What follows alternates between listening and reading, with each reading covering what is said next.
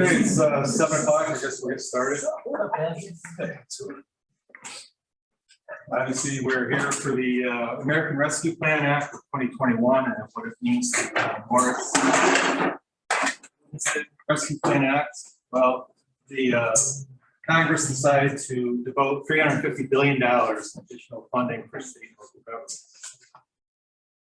And they allocated about $65 billion to municipalities throughout the country. We'll be receiving about $667,000 all total. We received half of it last year. We should receive the rest of it sometime this year, hopefully by June. And $667,000. What can you use it for? Well, the Department of Treasury set the rule for. It goes down to 5 categories. First is to respond to the public health emergency and negative impact of COVID-19. Second was to replace lost revenue for towns and businesses. 3, premium pay for essential workers. 4, water and sewer infrastructure. 5, broadband infrastructure. Very broad categories. The initial interim rule by the Department of Treasury really didn't fit for municipalities like the town of Morris. It was really made for larger cities that can deal with water and sewer. We have sewer, but it's the town of Litchfield sewer, right away. We have no water really here in Morris. So they finally came down with what we call a final rule from the Department of Treasury. And they came up with some uses. They got a little more broad with the uses, a little more flexible. So public health, counseling services, fire, EMS, in-home services like we have here in Morris with the chore service, transportation, heating, ventilation systems to improve the air quality, transportation for people to either get vaccines or go to testing sites, and also for other preventative care that they may need. Outpatient treatment, inpatient treatment, crisis care, diversion programs, then assistance to households, low-income households and communities, assistance to small businesses, nonprofits, also assistance at impact industries. That's the industry related to travel, tourism, or hospitality. Government services, road construction, maintenance, environmental remediation, fire, police, public works, safety purchases, including fire trucks and police vehicles, and also broadband infrastructure. And the initial interim rule from the Department of Treasury was very narrow. It really didn't fit what the town of Morris could do with broadband infrastructure. The final rule they came up with allows local governments the ability to provide service to locations with an identified need for additional broadband investment. This need would address the lack of access to reliable broadband, affordable broadband, and reliable service. I think we kind of fit that mold here in Morris in several different areas. So what have other municipalities done? What projects have they done? Pretty much what we're looking to do here in Morris: HVAC upgrades, heating, ventilation, air conditioning, broadband studies, park improvements, upgrades to the emergency shelter, affordable housing, renovate restroom, showers, emergency shelter facilities, purchase of an excavator for ARPA projects, replace fire trucks, ambulances, improve outdoor recreation. During the pandemic, a lot more people utilize outdoor recreation. It was shown in how much more maintenance towns and cities had to do. Enhanced mental health. Mental health services were overtaxed and still are. The opioid crisis is just continuing to escalate here in Northwest Connecticut. Promoting economic recovery and tourism, trying to get people back out to the businesses to help improve the economy for those businesses. Water upgrades and drainage. So what we did as a board of selectmen, we decided to form an ARPA committee. This committee included the board of selectmen, myself, Erica Dorset, Vinnie Aiello, We had a representative from Morris Public Library, Maureen Fitzpatrick, Tracy Martin, the chairperson of the Board of Finance, Kristen DeVille, our activities director, Kyle Rosenbeck, he's our highway foreman, Rick Nicoletti, he's our town treasurer, Ben Koletsky, he's economic development and the fire company. And then we had Ron Schaefer and Ben Solna, just community members that joined the committee. So probably a very broad experience for the town of Morris. And we started meeting last October, met about once a month through the winter. We came up with a list of proposed projects for the community. What we tried to do is make these projects ones that serve the most people in our smaller community. So we came up with some projects, two which the committee already recommended to move forward with due to timing. The mini excavator for $100,000. The timing was if we didn't go ahead with the purchase, the price would increase probably 20%. That's a lot of money that we could lose. Another one, farm fresh food shares. We had to lock in that price, get the shares from the farm down the road here next to Winbean before the end of, I think it was January, it's around here someplace. End of February, but yeah. Yep. So we had to lock in with those food shares with that farm in order to have them for this coming summer. That will serve people who are in need in our community. We have a lot of people that come to this food bank. We have some people that go to the Friends and Neighbors food bank across the street, the church, across the parking lot of the church. So those two have already been locked in. And here's the rest. We came up with a list, sent the list out to all the members of the committee, asked each person on that committee to rate each of those projects. The higher number, the more they thought it would benefit the entire community and be more useful. The lower number they thought was not quite as important. So community hall access, we already had started doing some of that for our town clerk and for our tax collector. We want to expand that for our library so they can open the doors for people remotely from the library itself. It helps with security, it helps with safety, it helps with health also. And remember, this is not just for now. These monies are for perhaps the pandemic returns in greater force. We're going to be back to where we were before or worse. So we want to be prepared for that. Northwest Transit, they serve many towns in Northwest Connecticut. Town of Morris is part of that. I do sit on the board of directors for Northwest Transit. They saw a steep drop in revenue due to lack of service during the pandemic. People were not traveling. They were not traveling on small buses either. So they were looking to get some monies to help replenish their reserves. Greenwoods, which is the counseling service out of Litchfield, counseling and referrals, they serve a large number of people right here in Morris. You'd be quite surprised how many people, families they help here in Morris. Affordable housing. Morris Housing Authority is looking to purchase the property adjacent to the Eldridge housing. It is up for sale. They have the right of first refusal, and they feel they could expand some affordable housing onto that parcel. Message sign. This is one of the recommended ones from the Treasury rule. Try to get the message out to people easier. We replace the existing sign across the street. It's really, quite frankly, a pain. Ask Kristen, myself, especially in the middle of winter. Go out and change the letters. So we're looking to change that to an electronic one. So we could change the message remotely, change it quickly in case there's an emergency in town, tornado, you name it. Also, we're hoping that the James Morris School will be able to access it too. Firehouse HVAC, add some air filtration and air conditioning to the firehouse. That would be in the meeting room. It's a place of gathering, very important in times of emergencies.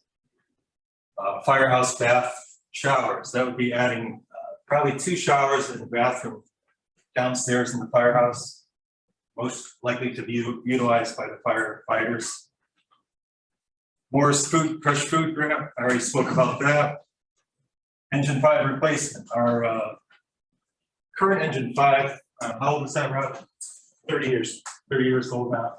It's in need of replacement. It's probably been in need of replacement for some years. We do have some money set aside already, capital non-recurring in our town. We're looking to get $200,000 to help offset the cost of that. I think the cost is probably going to be around $700,000 for a new engine. Between 680 and 700. And coupled with the money we already have and some money hopefully from the fund balance that we have in our budget should help pay for that engine 5 replacement. And if we don't move on that by February next year, the cost will go up 20%. Yes. Then 20% every year after that. Yeah. Things are not getting cheaper. Community hall HVAC, that would hit this room, gathering place for meetings, and end up putting in air conditioning here on the back wall, air filtration. And then there was recreation access, that's over at the town playing fields, the stairs from the pavilion up to the first level fields where the softball field is. Those stairs are shot, they're dangerous, unsafe, need to be replaced. And also looking to put a set of stairs from that lower fields up to the upper field. Currently, there aren't any stairs there at all.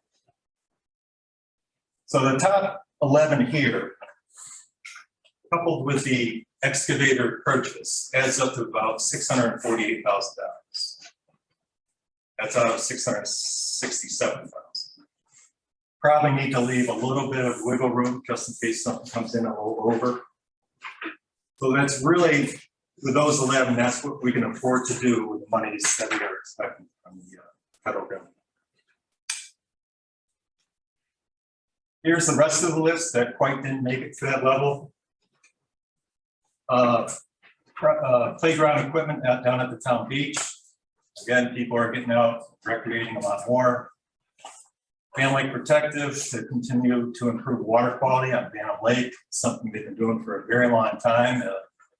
It's going to continue for quite a long time. Emergency Operations Center for ventilation HVAC, that would be over at the firehouse in the lower level where the fire marshal is. The Shore program, I spoke about that a little bit. That's a program that the town is involved with. I think there's 6 towns in it.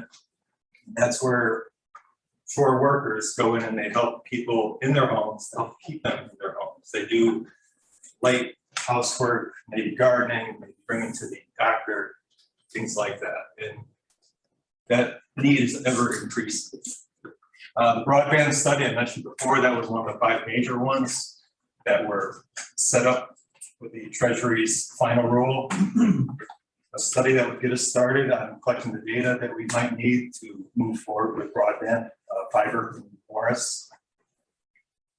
Morris Public Library Fund, lost revenue to supplement program. They were looking to, I believe, I can't remember everything, so Elaine is here. Yes. There's Chromebooks, there's some programming. Chromebooks and hotspots. Hotspots are very important because they literally get no broadband yet in Morris, but then you have a hotspot that you can connect anywhere you want to the internet. And then Chromebooks, portable computers you could borrow. Then we also, probably we're looking to replace our old computers, which are over 20 years old, and programming, supplementing funds for programs. Some of the resources. Yeah, if anyone's interested, we do have a detailed spreadsheet that has been submitted to the community. Thank you. Next on the list, Friends and Neighbors. They operate out of the church, the Congregational Church across the parking lot. They provide a lot of services to those in need. I believe food for the SNAP program. Is that right, Maureen? No, we provide, currently this year, we're providing 15 children at James Morris with bags of food every weekend because they've been identified as children who may or may not have enough food to get them through the weekend. We do that every week. And we also have a monthly perishable food pantry that we're serving at least 50 people a month. And then we've provided clothing, hats, coats, boots to children at James Morris. We weren't able to do that last year. We also do emergency oil for people. We've had an older family that was freezing because the community assistance, whatever it's called, didn't start, and they were freezing. Their oil ran out. We got them emergency oil, and their burner started again. We've provided many things to the community throughout the years, and I have a detailed list if anybody's interested. But our biggest things are the children at James Morris and the monthly food pantry. Next was the handicap access at the boat launch. That's the town boat launch. And that would basically be a dock that would go out the right side of the boat launch with a handicap accessible ramp. It would be so people could have access to get out to their boats. Right now, if you're handicapped, it's quite difficult because you have to pull your boat up and somehow climb into the boat. This would allow people to get up alongside their boat and get into it that way. Again, recreation access, more people are out there recreating. Morris Historical Society. I don't know, Ed, do you want to say anything? Obviously, you know that the Historical Society, if you've seen it, you can tell it's in need of some repair, just by the paint peeling off. And the work that's being done on the little schoolhouse too, which the Historical Society's been working on. But Ed, if you want to say a few words. We need help with a big building. It's a construction to museum.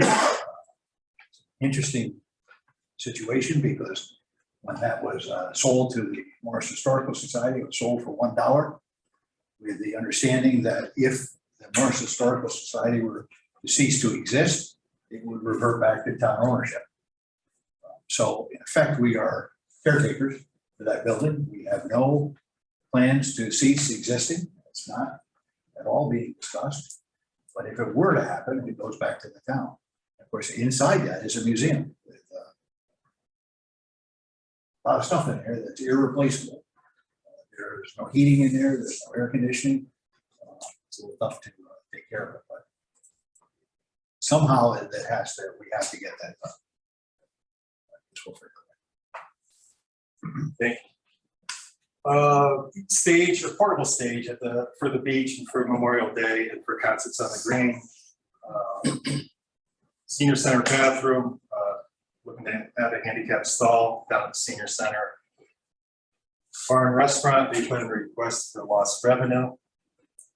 Senior center dishwasher, which we did put in the capital non-recurring budget, so hopefully it's covered there. It's a commercial dishwasher. They have a nutrition program that's run out of that small kitchen and down at the senior center.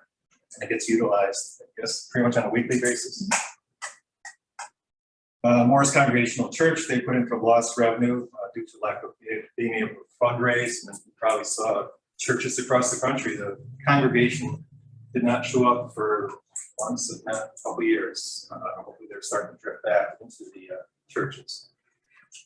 The senior center passenger van for $75,000. That would be the Morris van, something we used to have. We had in the past.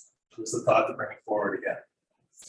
So there's the top 26 projects that were submitted. They're not all here, but again, the committee did a great job. I appreciate you all that are here that did that work, and open for comments from the public. Let's go. First of all, I want to thank the committee that put a lot of time and effort into this, and all the people in town that made the suggestions. I'm sure it wasn't easy to pare things down. I just have a couple questions on a couple items. For the replacement of engine 5, I don't want anybody to think that I'm against that. When I was president of the Morris Volunteer Fire Department, we tried several years in a row to get that replaced. It was due then, it's due now. That truck, regardless of what anybody says, is not safe to be on the road on a full-time basis. My question would be, you're asking for $200,000 out of this fund. We had some money in capital non-reoccurring set aside. we have a time frame of when this money has to be spent, correct? Correct, end of 2026. Okay, Rob, there's like a year and a half deliveries. on the truck. I've gotten anywhere from 13 to 15 months to 18 to 24. Right. If it comes down to it and there's a shortage of funds, would the Morris Fire Company spend some of the 120,000+ that was gifted to them to get this done on time? Maybe even if you were to use some of that money, you could supply the truck with more equipment that you could use. Maybe replace some of the stuff that's borderline old instead of putting it on a new truck. Is that an option that the fire company would be willing to look into? We still need to talk about it. I still haven't gotten hard figures yet, but yes. Okay. Yeah, there'll be some discussions in the Board of Finance, and the fire company to. Yep, these are just questions that I want to put out there. Yep. The showers in the firehouse, why wasn't something like this figured into the renovations that were just completed? They were, but there wasn't enough money to do that. Okay, And these showers won't be upstairs next to the meeting room where they were planned previously. yep, They're in probably a better area downstairs, just outside the office, where the cage room is. yep, That's where we probably have 2 showers. One would be handicap accessible, and the bathroom would be handicap accessible too.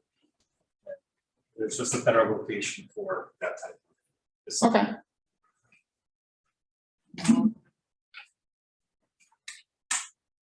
I really think that's about it because the other ones that I had questions on were kind of bumped down the line, so that's all I have for now. Jason came back. Anyone else? Does this mean that 1 through 11 are pretty much approved and the rest of them are not? Haven't been approved yet. We're gonna go back to the Board of Selectmen after this. Take any comments and information from the public, and go to the Board of Selectmen after this and decide how to proceed. So there could be changes. There could be changes. Okay, how many people does the food grant serve? I'm just curious. That could serve either from 7 families to 14 families, or actually even And that's more. just during the summer, right? Right, could actually be even more because even the shares could be broken down to more than just halves, Right. 3/4. Serve, don't have a large family. Right. There's a lot of some elderly or single people, and we break the food shares up to serve whoever. We've done that too. And I didn't hear the whole, what you said, but you said that they would be supplying to friends and neighbors? The food share, Yeah, well, they go out to whoever is in need in our community. okay, it has nothing to do with us. I mean, we're not. No, if there's any people that you know of that work with our social services person, get the word out. I'd just like to say that for people in the room, as I look around, I know a lot of you, Maureen Doyle, by the way, I'm sorry. And we can assume that we know what our neighbors are up to and their financial situation, but we don't. There's people that we have taken care of in town. I don't know their names and, we don't disclose them in the group, but people that you may think are in a good position are not. And if you don't know what we're all about, we're about giving back to the community as much as we can. Just to add on that, that's all we do. We're a committee of 15 people who volunteer their time to fundraise, serve, shop, do whatever we can to help. But that's all we do is help people in town. Like I said, I have a list. There's things that we couldn't do because of lack of funds over the past couple of years, and there's many, many things that we have done. And we would like to keep this going. We feel it's very valuable. It serves, like I said, 50 people, at least 50 people every month for food, and 15 little kids every week for food and clothing. And many of us also take out of our own pockets. Yeah, and that doesn't include the 15 Yeah. people who give and give and give out of their own pockets. Because we want to try and keep this going. And we were very fortunate during the pandemic. We do have a food pantry right here. It's in our food bank in the kitchen. Laurel Gelati, the executive assistant, she operates that for us. She contacts the people in need. Morris, we deliver food to them. We were very fortunate during the pandemic. We saw a big increase in donations, not only simply food, but monetary donations to the food bank. We decided there was really no need for the town one to ask for any of the ARPA money based on how well we were funded and donated to during the pandemic. So, anyone else? I'd just like to talk about the churches. No, I don't think anybody else is here. The church has suffered dramatically over the past couple of years, as you had said, Tom. They are in rough shape right now. And I really think that that should be a high priority for the town, because I think it would be detrimental to have the only church we have in town close its doors. We do have two other churches, Oh, I forgot about the one down the street, right? the Buddhist and then there's one more. So Well, this beautiful icon in the center of town that we have needs help. anyone else? I would just ask the friends and neighbors, is there an easy way to donate? We have a, Just the website. we have a Facebook page, and also Morris Friends Neighbors at Yahoo is our email. If I had a card, I'd give it to you. I've got to say, some organizations were fortunate to be able to fundraise during the pandemic. Notably, the Morris Fire Company, roast beef dinner. They had a benefit dinner for the family of Mike Burke. During all this, they were creative. Bantam Fire Company had hugely successful roast beef dinners, completely takeout, sold out.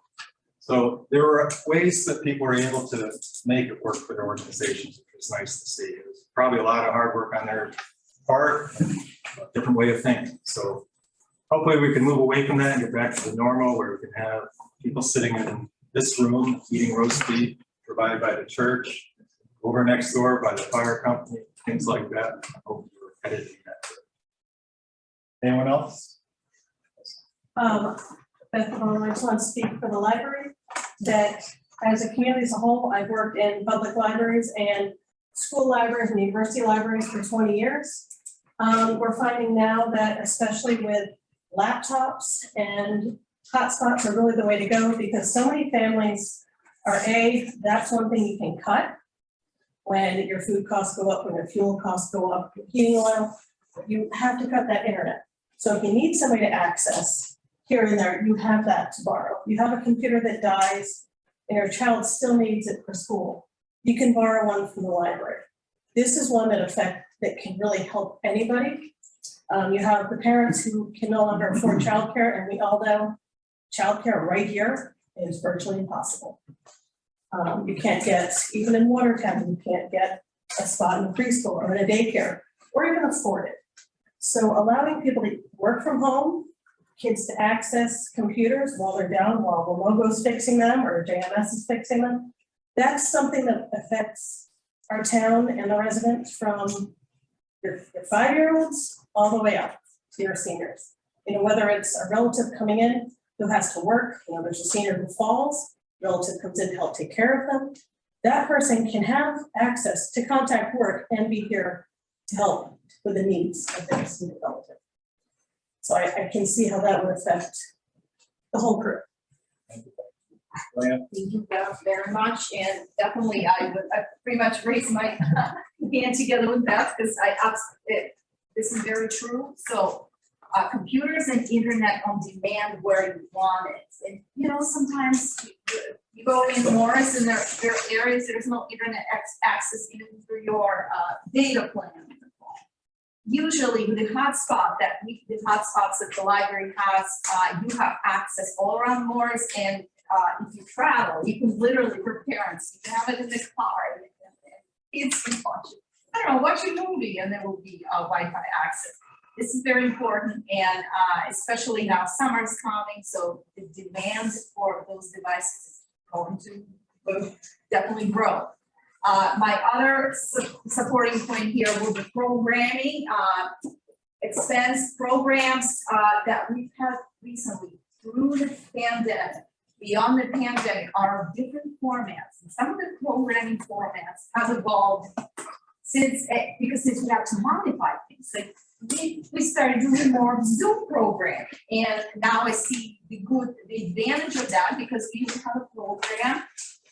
Lots of people can join, and also another cool thing, I could sometimes, most of the time, I can record that program, put it on the website, and patrons can watch the program on demand. And again, they don't have internet, use the hotspot to watch the program online. And definitely in-person programming is very valuable. They're free to the public, and we're so glad we have a lot of speakers, author talks.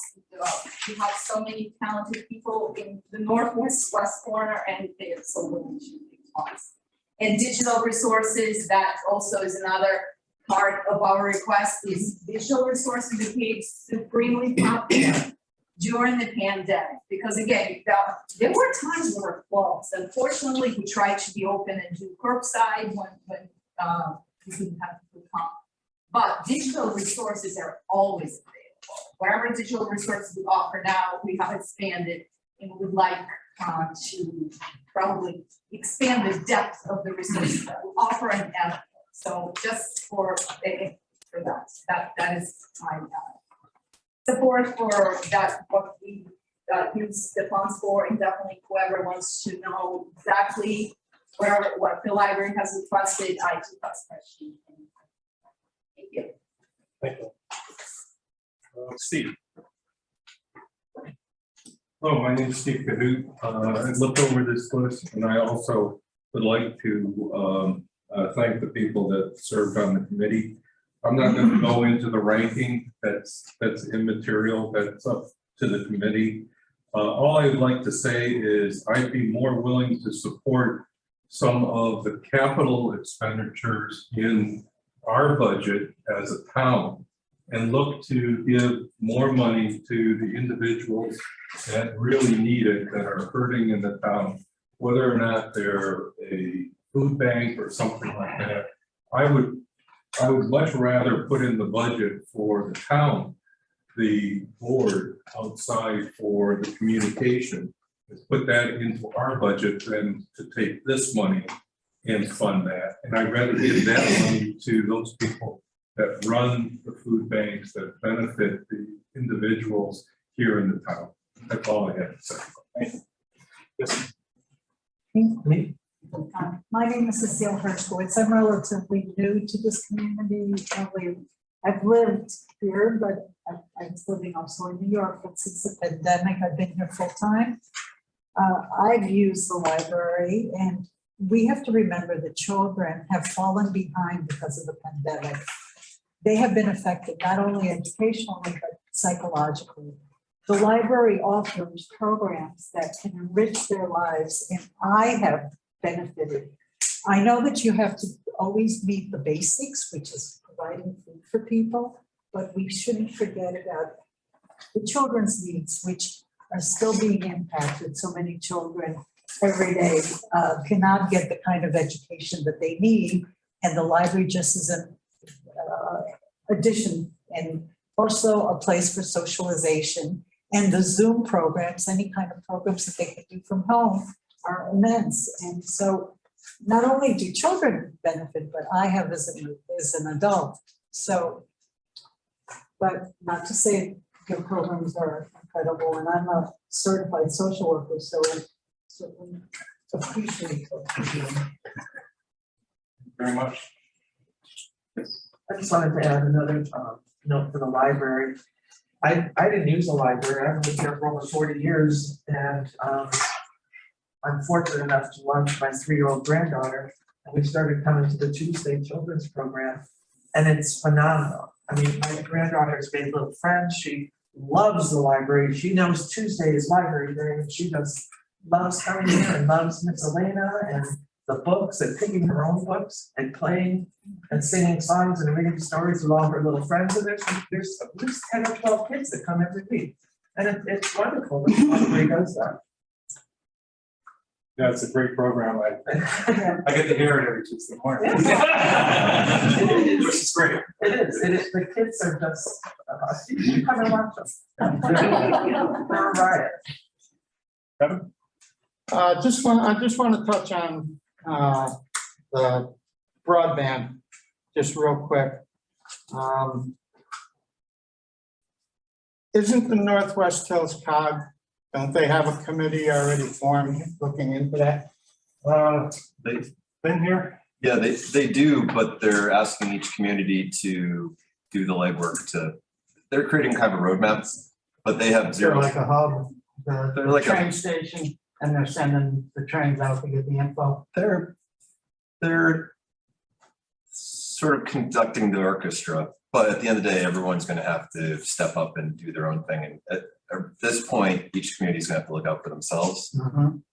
They're gonna be the kind of the interlocal bridge, so that if there are adjacent communities that can work together, they're gonna help facilitate that and then hand it off to those local groups. They don't really have a full-time staff. They don't really have budget. In fact, it's the dollars going towards just a couple people who are just keeping it together. So if we do want to move forward with any of these broadband initiatives, it's something our town collectively is going to have to be on the same page on. And truthfully, we're just going to have to treat it as a local investment.